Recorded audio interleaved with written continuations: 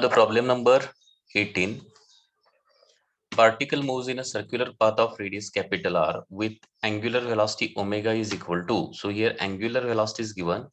Omega is equal to a minus bt. Here a and b are positive constant and t is the time. The magnitude of acceleration of the particle after time 2a by b. So time is given as 2a by b. आणि या टाइमला acceleration find out करायला सांगितलं. Magnitude of acceleration. Acceleration means I think it is total acceleration. Total acceleration find out करायचं. Okay. Magnitude of acceleration of the particle after time 2a by b. कारण the angular velocity with respect to time काय व्हायला लागली? Change व्हायला लागली. Time change होईल तसं omega change होणार. ओमेगा चेंज होईल तसं काय होणार आहे? म्हणजे याला आपण नॉन युनिफॉर्म सर्क्युलर मोशन म्हणू शकतो. आणि नॉन युनिफॉर्म सर्क्युलर मोशन मध्ये दोन ऍक्सेलरेशन एकाच वेळी असतात. बरोबर आहे ना? दॅट इज सेंट्रिपिटल ऍक्सेलरेशन आणि टँजेन्शियल ऍक्सेलरेशन. हे दोन्ही आपल्याला काढावे लागतील. आता ओमेगा वरून काय करू शकतो? अगोदर अल्फा आपण काढू शकतो. आता हे तुम्हाला मी सांगितलंय की ओमेगाचं जर इक्वेशन दिलेलं असेल तर अल्फा कसं काढायचा? Alpha is equal to d omega by dt. So d by dt of a minus bt. Okay. So याचं डेरिव्हेटिव्ह काढलं. a चं डेरिव्हेटिव्ह काय येणार आहे? a is a constant, so त्याचं डेरिव्हेटिव्ह 0. मायनस bt चं डेरिव्हेटिव्ह काय येणार आहे? Minus b. Okay. So alpha जर माहित असेल तर टँजेन्शियल ऍक्सेलरेशन काढू शकतो आपण. Tangential acceleration is equal to alpha into काय असतं? रेडियस असतं. So radius is given here as capital R.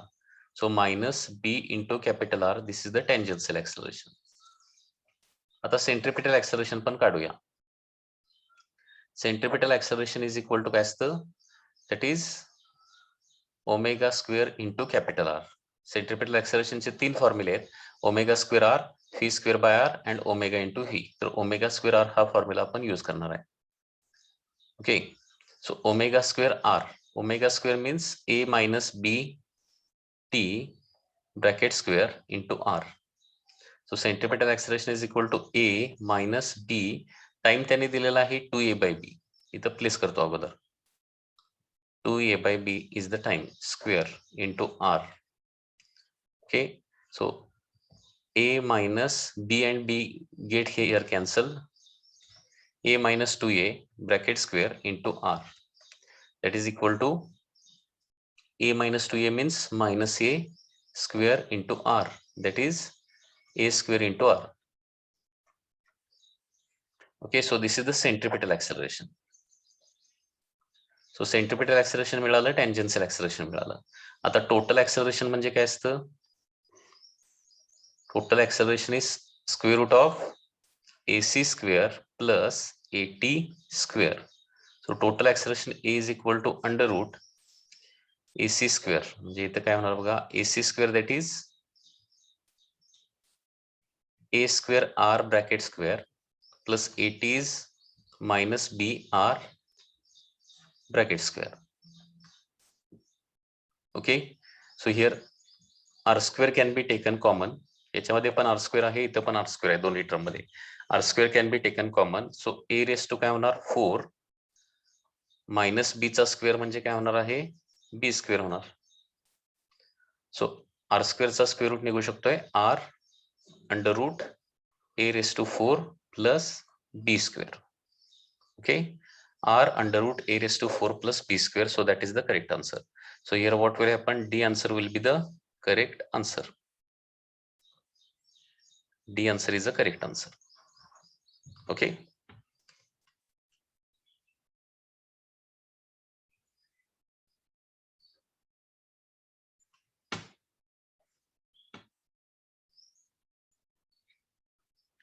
Next is question number 19.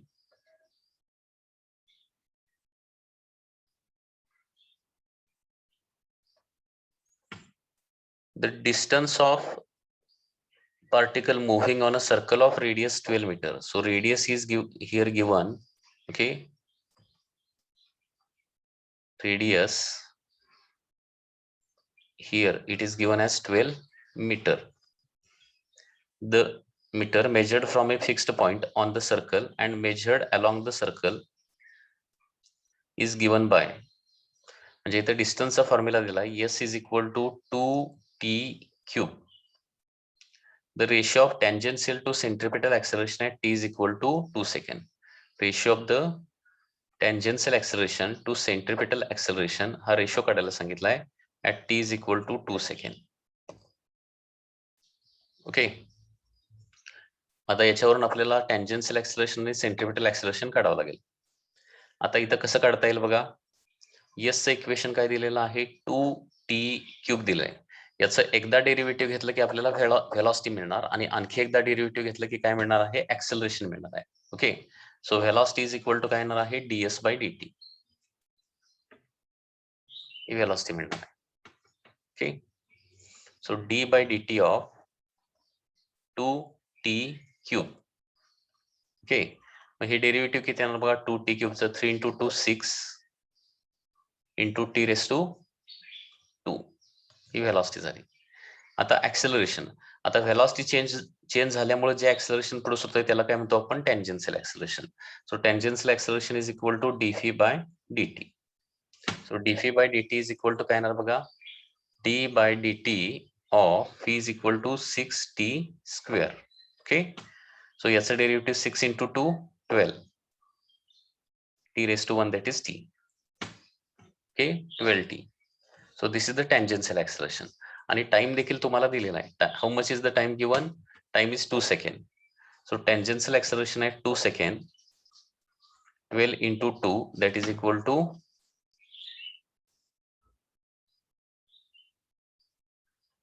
24 meter per second square. So this is the tangential acceleration. Okay. Next, centripetal acceleration कसं काढायचं, centripetal acceleration is equal to v square by r. Already fee calculate केलेला आहे आपण. फीचा formula काय आलेला आहे 6t square आलाय ना. So 6t square bracket square, fee square आहे 6t स्क्वेअर, हे v आहे त्याचा square divided by radius. Okay, so 6 × t ची व्हॅल्यू त्यांनी 2 सेकंड दिली आहे. 2 चा स्क्वेअर म्हणजे किती होणार 4 square divided by radius is given as 12. So centripetal acceleration is 6 × 4 that is 24. Square means 24 × 24 divided by 12. So 12 2s are 24. 2 × 24 that is equal to 48 meter per second square. आता इथं ratio कशाचा विचारलाय, tangential acceleration divided by the centripetal acceleration. So काय ratio येणार बघा, tangential acceleration तर किती आलंय 24 आलंय, divided by centripetal acceleration किती आहे 48. So 24 divided by 48. So answer किती येणार आहे 1/2. So B option will be the correct option.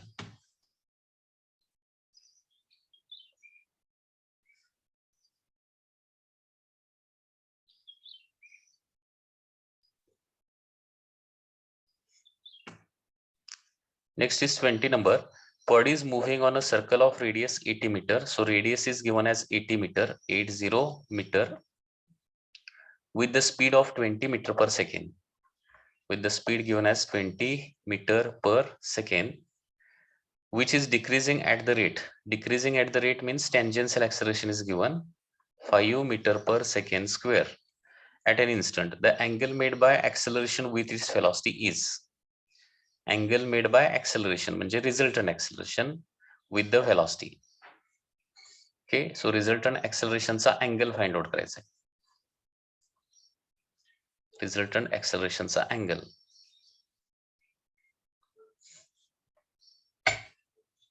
Okay, theta is to be calculated. आता अगोदर सेंट्रिपेटल ऍक्सेलरेशन कॅल्क्युलेट करूया. ऑलरेडी टँजेन्शियल ऍक्सेलरेशन दिलेला आहे. ओके, सो सेंट्रिपेटल ऍक्सेलरेशनचा फॉर्म्युला काय असणार आहे, that is v square by r. So v square is 20 square that is 400 divided by r is 80. 0 and 0 get cancel. 40/8 that is equal to 5 meter per second square. Okay, so this is the centripetal acceleration. आता या circular मोशनची diagram कशी येणार बघा. diagram of this circular motion.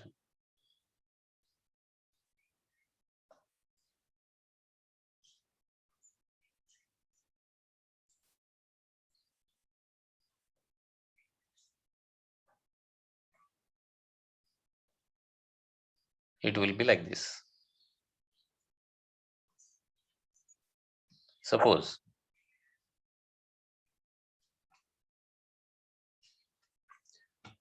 particle is performing circular motion in anti-clockwise direction.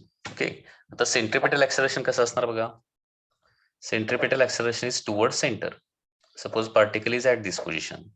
So centripetal acceleration will be towards center. So this is AC. Okay. After that tangential acceleration. आता velocity कशी असते? Velocity is tangential to the circle असते v. आता speed is decreasing म्हटलं तर eighty ची direction आणि fee ची डायरेक्शन काय असणार आहे? अपोजिट असणार. So this is direction of eighty. Because लक्षात आलं का?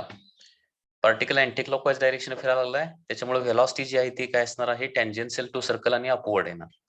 आणि टँजेन्शियल ऍक्सेलरेशन मुळे स्पीड कमी झालं पाहिजे, आणि स्पीड कमी होण्यासाठी व्हेलॉसिटीच्या अपोजिट डायरेक्शन टँजेन्शियल ऍक्सेलरेशन असलं पाहिजे. ठीक आहे.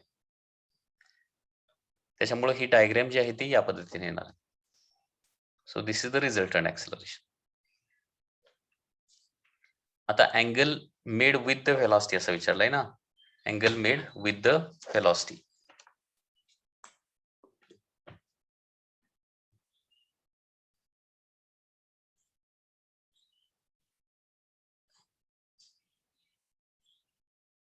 Angle made by acceleration with the velocity म्हणजे angle made by acceleration with the velocity म्हणजे हा अँगल येणार आहे. लक्षात येते का? म्हणजे हे जे रिझल्टंट ऍक्सेलरेशन ए आहे त्यानं व्हेलॉसिटी बरोबर केलेला अँगल, त्याच्यासाठी हा अँगल आपण काय करूया? थीटा अगोदर कॅल्क्युलेट करूया. So from the diagram tan theta is equal to, okay, tan theta याची अपोजिट साइड कुठली असणार आहे? That is this side. This is the opposite side. आणि ही अपोजिट साइड म्हणजे एसी एवढी असणार आहे. डिवायडेड बाय ऍडजस्टंट साइड किती? 80. सो एसी ची व्हॅल्यू किती आहे? एसी इज इक्वल टू 5 आहे आणि 80 देखील किती आहे? 5 आहे. So tan theta is equal to काय येणार आहे? 1 येणार. So theta is equal to काय येणार आहे? 45. Because tan 45 is equal to 1. ठीक आहे. आता थीटा 45 झाला. मग आता आपल्याला अँगल हा फाइंड आउट करायचा आहे. Angle made by acceleration with the velocity. So therefore angle made bye acceleration with velocity is, बघा आता थीटा प्लस हा राहिलेला अँगल म्हणजे काय येणार आहे? 180 डिग्री. म्हणजे हा अँगल काढण्यासाठी काय करावं लागेल? 180 मधून थीटा, 180 मायनस थीटा म्हणजे किती? 45 मायनस करावं लागेल. सो आन्सर येणार आहे 135 degree. So C answer will be correct answer. Okay, C answer will be correct answer. कारण या क्वेश्चन मध्ये speed is decreasing at the rate असं म्हटलंय. स्पीड डिक्रीजिंग असल्यामुळे टँजेन्शियल ऍक्सेलरेशन खाली येणार आहे. स्पीड इन्क्रीजिंग दिलं असतं तर टँजेन्शियल ऍक्सेलरेशन वर आलं असतं आणि तो अँगल मग किती आला असता? 45 डिग्री आला असतं. Okay,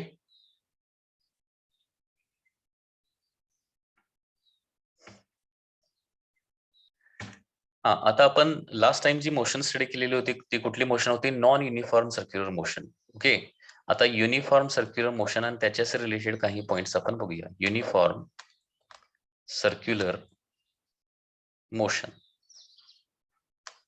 Uniform circular motion. In short, it is called as UCM, Uniform Circular Motion. आता Uniform Circular Motion ची definition कशी येणार बघा. Motion of an object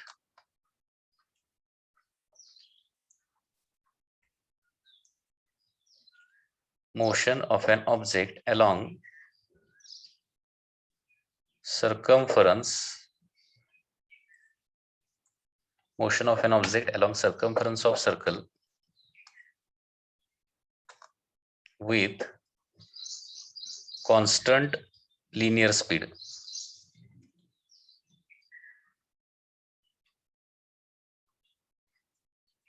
Or constant angular velocity is called as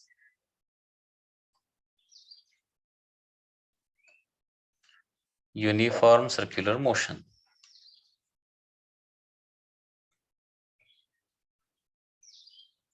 Is called as uniform circular motion, that is UCM. लक्षात येत आहे? Motion of an object along the circumference of circle, म्हणजे simple circular मोशनची definition काय होती? Motion of an object along circumference of circle is called as circular motion. त्याच्यामध्ये add काय झालेलं आहे? With constant linear speed. आता लक्षात घ्या, इथं डेफिनेशन मध्ये कॉन्स्टंट लिनियर स्पीडच लिहायचं. कॉन्स्टंट लिनियर व्हेलॉसिटी जर लिहिलं तर it is the wrong definition. कारण सर्क्युलर मोशन मध्ये काय होतं? Velocity never remains constant. Velocity direction मुळे काय होणार आहे? कंटिन्युअसली चेंज होणार आहे. Okay, so constant linear speed आणि अँग्युलर व्हेलॉसिटी मात्र म्हटलं तरी चालेल. कॉन्स्टंट अँग्युलर व्हेलॉसिटी म्हणजे अशी सर्क्युलर मोशन की ज्याच्यामध्ये लिनियर स्पीड काय असतं? कॉन्स्टंट असतं, किंवा अँग्युलर व्हेलॉसिटी कॉन्स्टंट असते, त्याला काय म्हणायचं? Uniform circular motion. लक्षात घ्या. Okay, so in UCM uniform circular motion काय असणार आहे? Linear speed is constant. Linear velocity लिहिला तर definition wrong. Linear speed is equal to काय असणार आहे? कॉन्स्टंट असणार आहे. त्याचबरोबर अँग्युलर व्हेलॉसिटी, अँग्युलर स्पीड लिहिलं तरी चालतंय, अँग्युलर व्हेलॉसिटी दोन्ही चालते. अँग्युलर व्हेलॉसिटी मात्र चालते, it is constant. But linear velocity does not remain constant. Linear velocity म्हटलं, linear velocity, okay, it is not constant. Linear velocity कशामुळे चेंज होते? डायरेक्शन मुळे. It changes due to the direction only. Okay,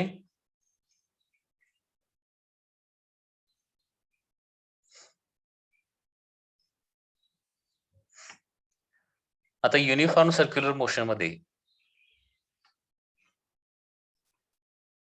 uniform circular motion जे आहे त्याचे characteristic आपण थोडे study करूया. कॅरेक्टरिस्टिक्स,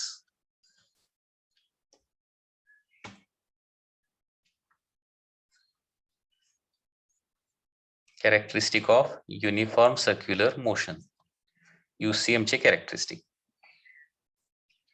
आता UCM मध्ये कॉन्स्टंट काय काय असतं ते सुरुवातीला बघूया. Constants in UCM.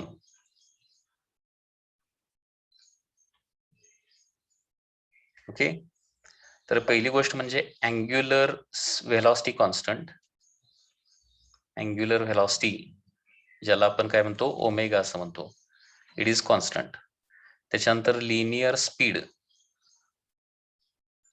म्हणजे फी, हे देखील कॉन्स्टंट असतं. ठीक आहे. त्याच्यानंतर kinetic energy, kinetic energy it is also constant. Okay, kinetic energy is constant. After that, angular momentum, angular momentum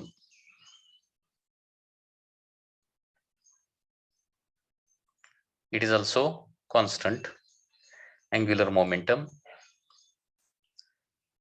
After that, potential energy is also constant. Potential energy is also constant, PE. एवढ्या सगळ्या गोष्टी काय असणार आहेत? Constant असणार आहेत. तर second, याच्यामध्ये व्हेरिएबल काय असतं किंवा सुरुवातीला झिरो काय काय असतं? Okay, UCM has zero. Zero काय काय असतं? तर फर्स्ट, याच्यामध्ये झिरो असणारी फर्स्ट थिंग कुठली आहे? तर angular acceleration is zero. Angular acceleration is equal to काय असणार आहे? म्हणजे त्याला अल्फा असं म्हणतो. अल्फा काय असतं? झिरो असतं. अँग्युलर ऍक्सेलरेशन इज झिरो, कारण अँग्युलर व्हेलॉसिटी कॉन्स्टंट आहे ना. अँग्युलर व्हेलॉसिटी कॉन्स्टंट म्हणजे अँग्युलर ऍक्सेलरेशन झिरो असणार आहे. आता अँग्युलर ऍक्सेलरेशन झिरो असेल तर टँजेन्शियल ऍक्सेलरेशन आतापर्यंत जे आपण कॅल्क्युलेट करत होतो, okay, so this tangential acceleration is also 0, ज्याला AT असं आपण म्हणणार आहे. Okay, tangential acceleration is equal to 0. त्याच्यानंतर work done in UCM, work done in uniform circular motion it is also equal to 0. आणि वर्क डन 0 झाल्यामुळे automatically काय होणार आहे, power is nothing but work done divided by time. So power is also equal to 0. Okay, also one more thing, torque in uniform circular motion it is also equal to 0. म्हणजे एवढ्या सगळ्या गोष्टी ज्या आहेत ते 0 असणार आहेत. Angular acceleration 0, tangential acceleration 0, work done 0, power 0, torque 0. त्याच्यामुळं युनिफॉर्म सर्क्युलर मोशन मध्ये कुठलं ऍक्सेलरेशन राहणार फक्त बघा, सर्क्युलर मोशन मध्ये आपण मगाशी बघितलेलं होतं 2 ऍक्सेलरेशन असतात आणि त्याच्यामुळे रिझल्टंट ऍक्सेलरेशन क्रिएट होतं. 2 ऍक्सेलरेशन कुठले असतात, सेंट्रिपेटल ऍक्सेलरेशन आणि टँजेन्शियल ऍक्सेलरेशन. तर सेंट्रिपेटल ऍक्सेलरेशन कंटिन्युअसली तिथं राहणारच आहे, कारण सेंट्रिपेटल ऍक्सेलरेशन मुळे काय होतं, कंटिन्युअसली चेंज इन डायरेक्शन होतं आणि चेंज इन डायरेक्शन झाल्यामुळे काय होणार आहे, सर्क्युलर मोशन होणार आहे. तर सेंट्रिपेटल ऍक्सेलरेशन मात्र कंटिन्युअसली तिथं राहतं. ओके, त्याच्यामुळे हे लक्षात घ्या. Note, UCM has centripetal acceleration only. Centripetal acceleration, that is AC only. AT 0 झालंय ना, so therefore total acceleration काय असणार, total acceleration in UCM काय असणार आहे, फक्त AC असणार आहे. कारण टोटल ऍक्सेलरेशनचा फॉर्म्युला काय असतो, √AC² + AT² असतो, बरोबर आहे ना. टोटल ऍक्सेलरेशनचा फॉर्म्युला काय, √AC² + AT².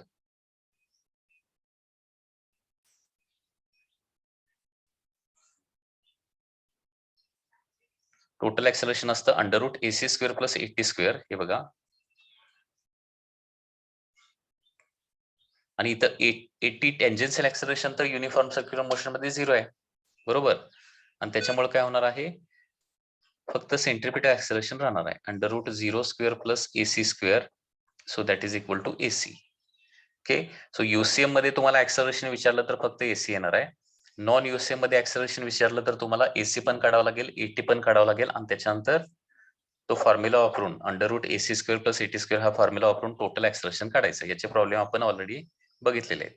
लक्षात येते का बघा, ठीक आहे. आता UCM मध्ये कॉन्स्टंट काय असतं, 0 काय असतं ते बघितलं. UCM मध्ये नॉन कॉन्स्टंट काय असतं, non constant in uniform circular motion. तर पहिली गोष्ट, linear velocity is not constant.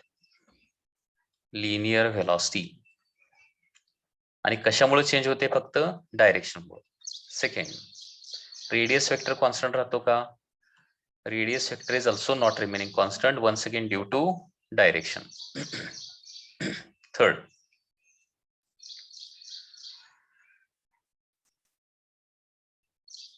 Non constant in UCM. Third is the linear momentum. Linear velocity change होत असेल तर ऑटोमॅटिकली लिनियर मोमेंटम देखील काय होणार आहे, चेंज होणार आहे. कारण लिनियर मोमेंटम म्हणजे काय असतं, मास इंटू लिनियर व्हेलॉसिटी असतं. Okay, so linear velocity change होत असेल तर लिनियर मोमेंटम देखील काय होणार आहे, चेंज होणार आहे. त्याच्यानंतर सेंट्रिपेटल ऍक्सेलरेशन कॉन्स्टंट असतं का, तर ते डायरेक्शन मुळे चेंज होतं. Centripetal acceleration is also continuously changing आणि centripetal force is also changing.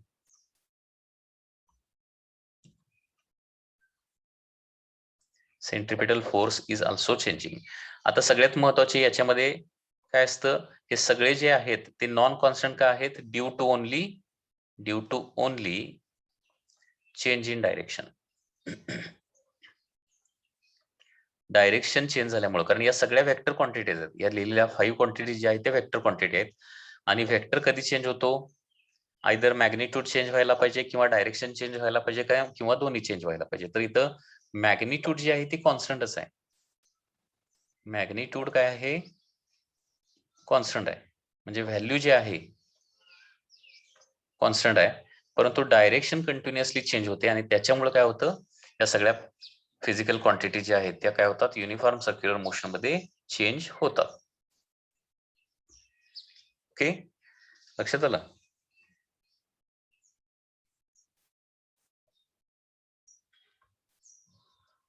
आता इथं सपोज एक क्वेश्चन विचारला, क्वेश्चन काय बघा, uniform circular motion is uniform motion or accelerated motion.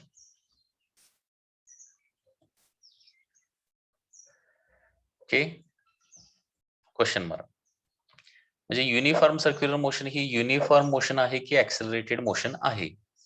तर याचं करेक्ट आन्सर काय येणार बघा, युनिफॉर्म सर्क्युलर मोशन मध्ये युनिफॉर्म हा वर्ड आहे, युनिफॉर्म सर्क्युलर मोशन. ठीक आहे, असा हा वर्ड असला तरी देखील ही युनिफॉर्म मोशन मात्र नाहीये. ओके, सो इट इज म्हणजे uniform circular motion UCM is accelerated motion. Uniform circular motion is accelerated motion. Uniform circular motion काय असणार आहे, ऍक्सेलरेटेड मोशन असणार आहे. म्हणजे तिथं नावात जरी युनिफॉर्म हा वर्ड असला, आता युनिफॉर्म वर्ड का दिलाय सांगा, कारण तिथं स्पीड युनिफॉर्म राहते, अँग्युलर व्हेलॉसिटी युनिफॉर्म राहते, परंतु तिथं एक ऍक्सेलरेशन असतंच ना. युनिफॉर्म सर्क्युलर मोशन मध्ये ऍक्सेलरेशन असतं, आणि ते कुठलं ऍक्सेलरेशन असतं, सेंट्रिपेटल ऍक्सेलरेशन. म्हणजे याचं एक्सप्लेनेशन जर लिहायचं झालं तर असं होणार आहे. Okay, in UCM there is continuous change in linear velocity. Okay, uniform circular motion मध्ये लिनियर व्हेलॉसिटी कंटिन्युअसली चेंज होते. In UCM there is continuous change in linear velocity. आणि कशामुळे चेंज इन लिनियर व्हेलॉसिटी होतं, तर for example ही डायग्रामच बघा. Suppose this is a circular motion.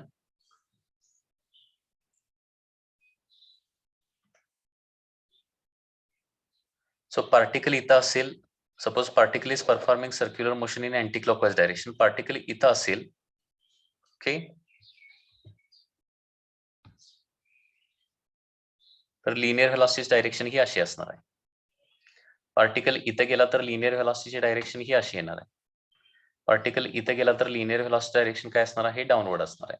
Particle इथं गेला तर लिनियर व्हेलॉसिटी डायरेक्शन अशी असणार आहे. म्हणजे लिनियर व्हेलॉसिटी कंटिन्युअसली चेंज व्हायला लागले, कशामुळे, due to direction. So this is V bar, this is also V bar, this is phi bar, and this is also phi bar.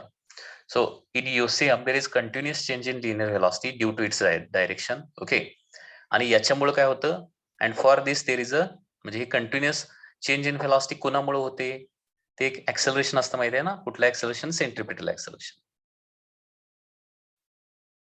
For this there is a centripetal acceleration.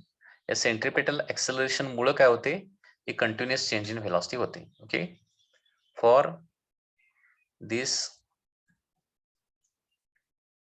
there is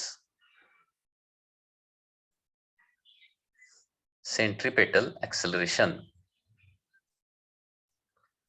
आणि ज्या motion मध्ये acceleration असतं त्याला आपण uniform motion म्हणू शकत नाही, त्याला ऍक्सेलरेटेड मोशन म्हणावं लागेल. Okay, so due to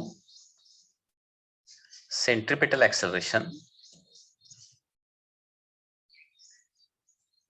due to centripetal acceleration, uniform circular motion is accelerated motion. Okay, due to centripetal acceleration, uniform circular motion is accelerated motion. हे लक्षात आलं का बघा. Uniform circular motion is uniform motion or accelerated motion. UCM is accelerated motion. In UCM there is continuous change in linear velocity, and for this म्हणजे continuous change in linear velocity होण्यासाठी काय असतं, तिथं centripetal acceleration असतं. Okay, and due to this centripetal acceleration, as centripetal acceleration is present in UCM, okay, it is called as accelerated motion.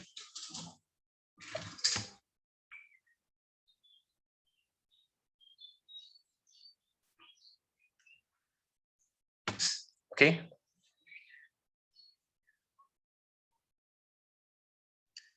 Next part, that is change in linear velocity in uniform circular motion. आताच आपण बघितलं की linear velocity circular motion मध्ये change होते, तर कितीनं change होते त्याचा आपल्याला फॉर्म्युला काढायचा आहे. Okay, so change in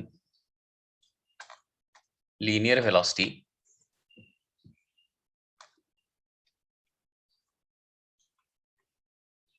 in uniform circular motion. जे लिनियर स्पीड जे आहे ते चेंज होत नाही युसीएम मध्ये, मात्र लिनियर व्हेलॉसिटी मात्र काय ते चेंज होते. So change in linear velocity in UCM. तर ते कसं कॅल्क्युलेट करणार बघा. आपण वेक्टर या टॉपिक मध्ये स्टडी केलेला आहे. Okay. If two vectors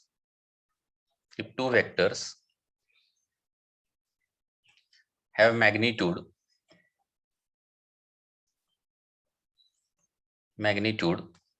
if two vectors have magnitude p and q and theta is angle between them,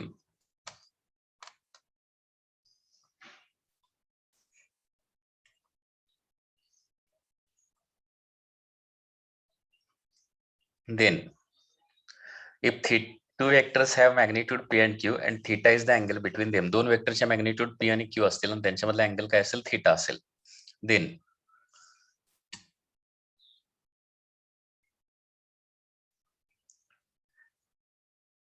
difference in two vectors is given by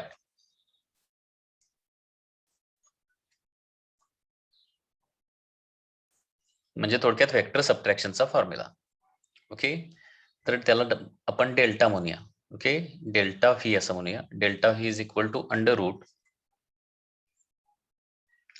P square plus Q square minus 2pq cos theta.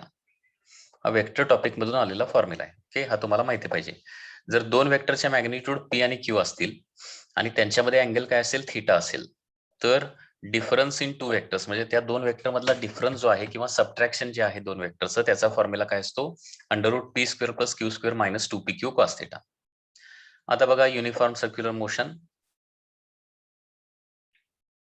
Okay.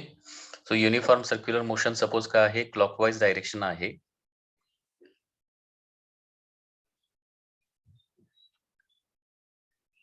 Suppose particle initially या ठिकाणी होता, तर इथं velocity काय असणार आहे, इथं speed काय असणार आहे, व्ही असणार आहे, आणि इथं आल्यानंतर स्पीड काय होणार आहे, व्ही होणार आहे. म्हणजे स्पीड अजिबात चेंज होत नाही. युसीएम मध्ये स्पीड चेंज होत नाही, परंतु काय होते, लिनियर व्हेलॉसिटी चेंज होते. बघा आता ही लिनियर व्हेलॉसिटी आणि ही लिनियर व्हेलॉसिटी दोन्ही सेम आहेत का, दोघांचे मॅग्निट्यूड सेम आहेत, परंतु डायरेक्शन सेम नाहीये. या दोन व्हेलॉसिटी मध्ये अँगल किती येणार आहे, थीटाचा अँगल. म्हणजे आता इथं देखील दोन वेक्टर आहे. हा पहिला वेक्टर आहे, this is the first vector ज्याचे मॅग्निट्यूड व्ही आहे. This is the second vector, second velocity vector, बरोबर आहे ना. इथं दोन व्हेलॉसिटी वेक्टर आहेत. पहिला व्हेलॉसिटी वेक्टर व्ही मॅग्निट्यूडचा आहे, दुसरा व्हेलॉसिटी वेक्टर देखील व्ही मॅग्निट्यूडचा आहे, आणि या दोन वेक्टर मध्ये अँगल किती आहे, थीटा आहे. ठीक आहे. तर इथं चेंज इन व्हेलॉसिटीचा फॉर्म्युला काय येणार बघा, देअरफॉर चेंज इन व्हेलॉसिटी त्याला डेल्टा व्ही असं म्हणूया. Delta V is equal to under root, हाच फॉर्म्युला यूज करावा लागणार, that is V square plus V square. Magnitude change होणार नाही, म्हणजे स्पीड जी आहे ती युसीएम मध्ये आहे तेवढंच राहतं. वन पोझिशनला जेवढं स्पीड असणार आहे तेवढंच टू पोझिशनला स्पीड असणार आहे. ओके. परंतु या दोन व्हेक्टर मधला अँगल जो आहे तो काय असणार आहे, थीटा असणार आहे. So V square plus V square minus 2v cos theta येणार आहे. Okay. So change in velocity is equal to under root v square plus v square, that is 2v square minus 2v square cos of theta. So delta v is equal to under root 2v square in bracket 1 minus cos theta. Okay, so delta v is equal to under root 2v square into आता 1 minus cos theta म्हणजे काय असतं, 2 sin square theta by 2 असतं. Okay. 1 minus cos theta चा maths मध्ये एक formula आहे, that is 1 minus cos theta is equal to 2 sin square theta by 2. आता बघा इथं सगळ्या टर्मचं स्क्वेअर रूट निघू शकतं. 2 into 2 चं स्क्वेअर रूट येणार आहे 2, व्ही स्क्वेअरचं स्क्वेअर रूट व्ही, आणि साइन स्क्वेअर थिटा बाय 2 चं काय येणार आहे, sine theta by 2. So this is the formula for change in linear velocity in UCM when particle rotates to angle theta. म्हणजे particle theta angle मधून rotate झाला तर change in linear velocity किती होते 2v sin θ/2. Change in linear speed विचारलं तर answer काय येणार आहे? चेंज इन लिनियर स्पीड विचारलं तर आन्सर 0 येणार आहे. आणि चेंज इन लिनियर व्हेलॉसिटी विचारलं तर काय येणार आहे? 2v sin θ/2 येणार आहे. याचा एक क्वेश्चन बघूया म्हणजे तुम्हाला आणखी लक्षात येईल. Okay, question is like this. A particle perform UCM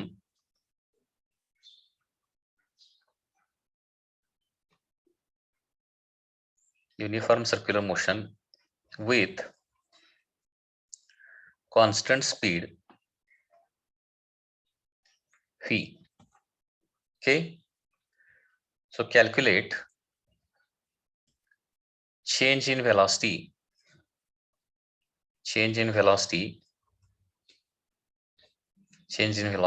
as it moves from A to B and A to C. So diagram is like this.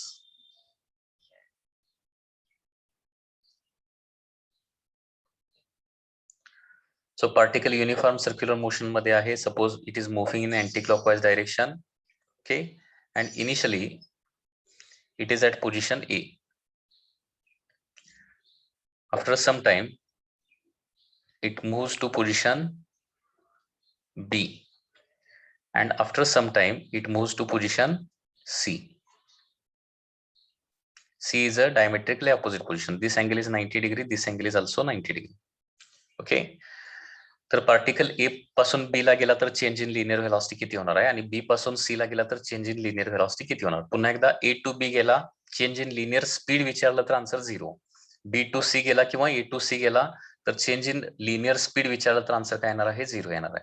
Okay, आता for motion from A to B, for motion from A to B, okay, काय होणार बघा? Change in velocity is equal to काय येणार formula? 2v sin θ/2.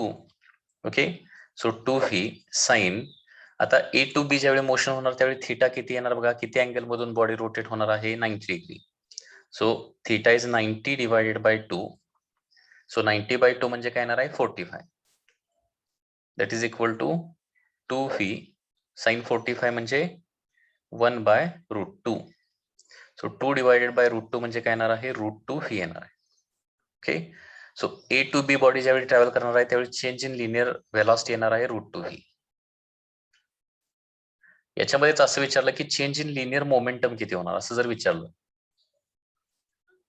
Change in linear momentum, तर याला फक्त काय करायचं आहे? मास न मल्टिप्लाय करायचं आहे. So this is the change in velocity for the motion from A to B.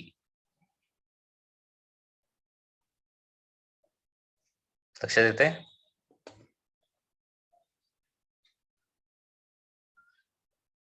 Change in velocity from A to B. Change in velocity from A to B. Change in momentum विचारलं. Change in momentum from A to B विचारलं. P हे symbol आपण momentum साठी वापरतोय. So change in momentum from A to B म्हणजे काय येणार आहे? Mass into change in velocity from A to B. त्याचा आन्सर काय येणार आहे? That is √2mv. So this is the change in momentum.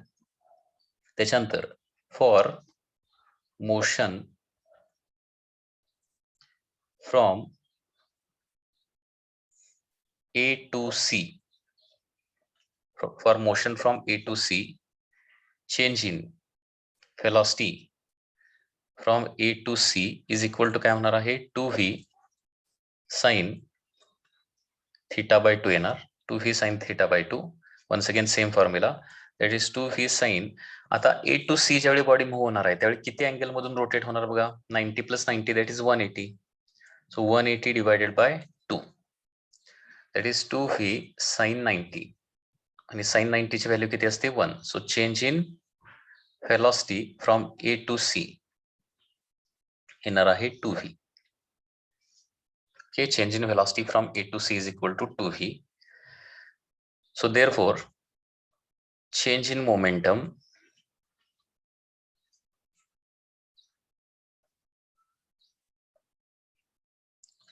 from A to C.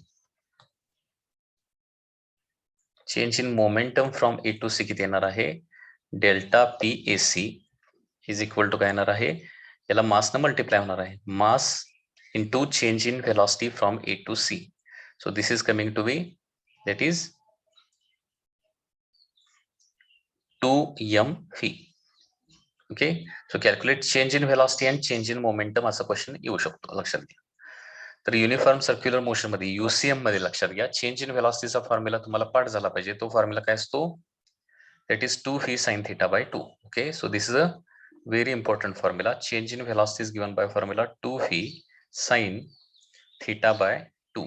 Okay, आता हे 2 आणि हे 2 कॅन्सल होत नाही लक्षात घ्या हे साइनच्या आतमध्ये डिनॉमिनेटरला 2 आहे so they doesn't get cancel. Okay